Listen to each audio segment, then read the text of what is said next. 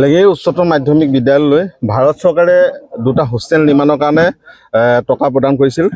ইয়াত আমি যিসমূহ দেখিছোঁ বালিটো অত্যন্ত দুৰ্বল বালি লগাইছে আৰু অত্যন্ত সৰু সৰু বালি লগাইছে, সেইটো মিস্ত্ৰীজনে নিজে কৈছে। আৰু ইয়াত যিসমূহ ইটা তেওঁলোকে প্ৰয়োগ কৰিছে লগাইছে, এই ইটাসমূহ অতি দুৰ্বল। আৰু ইয়াৰ লগে লগে আমি যিসমূহ তেখেতলোকৰ নিৰ্মাণ কাৰ্য চলাই যোৱা দেখি পাইছোঁ, তেওঁলোকে লোহাসমূহ সঠিকভাৱে ব্যৱহাৰ কৰা নাই। য'ত আপোনাৰ লোহা যিমান পৰিমাণৰ থাকিব লাগে সিমান পৰিমাণৰ লোহা তেওঁলোকে দিয়া নাই।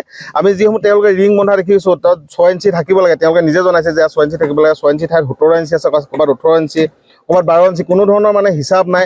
আৰু ইয়াত যিজন ছাইড ইনচাৰ্জ আছে তেওঁ কিন্তু মানে দূৰ সাৰিব বিচাৰিছে মিস্ত্ৰী গোটেই দুখখিনি জাপি পিনে, কিন্তু তেখেতৰ গাতো ভুল আছে। আৰু মই ভাবোঁ এই কাৰ্য কেতিয়াও অকল মিস্ত্ৰীসকলে কৰা নাই, ইয়াত ঠিকাদাৰ সম্পূৰ্ণভাৱে জড়িত আছে। তেওঁ নিৰ্দেশনা মতে এই গোটেই কামখিনি হৈছে, নহ'লে কেতিয়াও কোনো মিস্ত্ৰীয়ে বেয়াকৈ কাম নকৰে, নিজৰ দাম কেতিয়াও বদনাম কৰিবলৈ নাচায়। ইয়াত ঠিকাদাৰজন সম্পূৰ্ণভাৱে জগৰীয়া।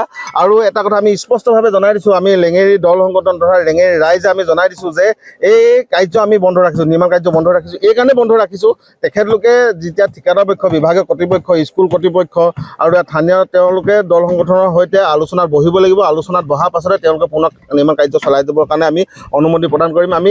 আমি কেতিয়াও উন্নয়ন বিৰোধী নহয়, আমি সদায় উন্নয়নৰ পক্ষত আছোঁ। নহ'লে আমাক বিভাগীয় চৰকাৰী পক্ষই ক'ব তেওঁলোকে উন্নয়ন বিৰোধী হয়, সেইটো কাৰণে এই কাম কৰিছে।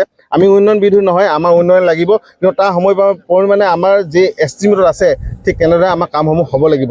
প্ৰায় 7 কোটিমান টকা হয়। ইয়াৰ 7 কোটিমান যিমান পইচা আহিছে তাৰ তুলনাত কামটো অতি নিম্নমানৰ হৈছে। য'ত 7 কোটিৰ কাম যি ধৰণে হ'ব লাগে, তেওঁলোকে যিটো ভীম মাৰিব লাগে, সেই ভীমটো খুব বেছি ক'ৰবাত 4 ইঞ্চি আছে, ক'ৰবাত 3 ইঞ্চি, ক'ৰবাত 5 ইঞ্চি। মই ভাবোঁ হয়তো ভীমটো যদি এজন সঠিক ইঞ্জিনিয়াৰ হয় একেবাৰে কমকৈও 6 ইঞ্চি দিব, কিন্তু ইয়াত 6 ইঞ্চি ভীম আপুনি দেখিবলৈ নাপায়। যিটো লিণ্টা যিটো ওপৰত গাঁঠিছে আৰু তলত যিটো ভীম, তলৰ ভীমটো সেইটো কিমান পৰিমাণ আছে এতিয়া আমি খান্দি চাব নোৱাৰোঁ। সেইটো চালে হয়তো ওলাব তাৰ লোহা কিমান দিছে বা ভীমটো কিমান চাইছে। সেইটো ভীমটো একেবাৰে কমকৈ 12 ইঞ্চি বা 10 ইঞ্চি হ'ব এটা বিল্ডিঙত, কিন্তু সেইটো আমি চাবৰ কাৰণে চেষ্টা কৰিম।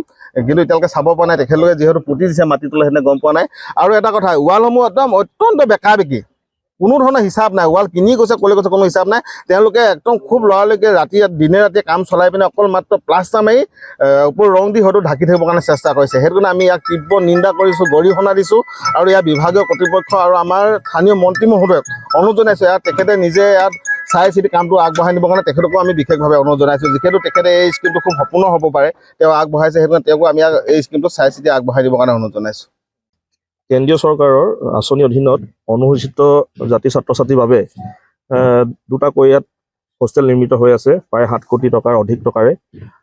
আমি ইয়াত আহি লক্ষ্য কৰিছোঁ যে ঠিকাদাৰ প্ৰতিষ্ঠান বা বিভাগীয় কৰ্তৃপক্ষই, ইঞ্জিনিয়াৰ হওক, তেওঁলোকে যিধৰণে কামটো ইয়াত কৰিব লাগে তেনেদৰে কামটো কৰা নাই। ইয়াত যিসমূহ পষ্টত যিসমূহ ইয়াত ৰিং বান্ধিছে, ৰিংবিলাক থাকিব লাগে 6 ইঞ্চিকৈ। ইয়াত আমি দেখিছোঁ যে বিভিন্ন ঠাইত 17 ইঞ্চি পৰ্যন্ত আছে। আৰু যিসমূহ ইয়াত পোষ্ট আছে, পোষ্ট বেকা হৈ আছে। ইয়াত নিম্ন একদম বালি ব্যৱহাৰ কৰিছে, ইটাও ইয়াত বহুত বেয়া আমি দেখিছোঁ। গতিকে আমি এটা কথা ক'ব বিচাৰোঁ যে আমি উন্নয়ন বিৰোধী নহয়, এটা খুব এটা ভাল কাম কৰিছে, কিন্তু তাৰ সমান্তৰালভাৱে আমাৰ কামটো আমাৰ সুন্দৰকৈ লাগিব। কিয়নো ইয়াত আমাৰ ছাত্ৰ ছাত্ৰীসকল থাকিব আৰু ভৱিষ্যত দিনত ইয়াত যদি কিবা এটা ঘটনা হয় তাৰ পৰা কোন জগৰীয়া হ'ব। গতিকে আমি ঠিকাদাৰ প্ৰতিষ্ঠানক, বিভাগীয় কৰ্তৃপক্ষক জনাব খুজিছোঁ যে যেতিয়ালৈকে তেওঁলোকে আমাক এই কামটো ভালদৰে কৰিম বুলি প্ৰতিজ্ঞাবদ্ধ, আমাৰ লগত চুক্তিবদ্ধ নহয়, তেতিয়ালৈকে আমি কিন্তু কামটো বন্ধ ৰাখিছোঁ। আৰু পৰৱৰ্তী পৰ্যায়ত আমি স্কুল কৰ্তৃপক্ষ, বিভাগীয় কৰ্তৃপক্ষ, ঠিকাদাৰৰ লগত আমি আৰু স্থানীয় ৰাইজৰ লগত আমি আলোচনাৰে মিলিত হৈ আমি পুনৰ তেওঁলোকক কাম কৰিবলৈ দিম। কিন্তু ইয়াত যদি তেওঁলোকে কাম কৰিবলৈ লয়, কিন্তু ইয়াৰ বাবে যদি জগৰীয়া তেওঁলোক নিজে হ'ব। যিকোনো খবৰৰ বাবে যোগাযোগ কৰক আমাৰ এই নম্বৰত 9181 307 2221।